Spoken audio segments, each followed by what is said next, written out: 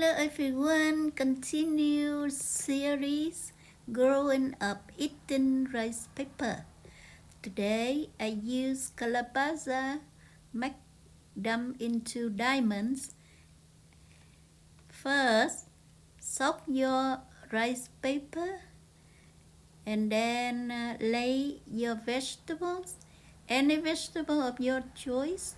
I have cucumbers as well. And then after that, cook lentil. To avoid use rice noodle every time, today I use cooked lentil.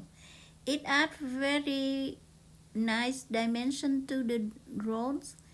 And then after that, cook shrimp and calabaza diamond. And that's it. You roll up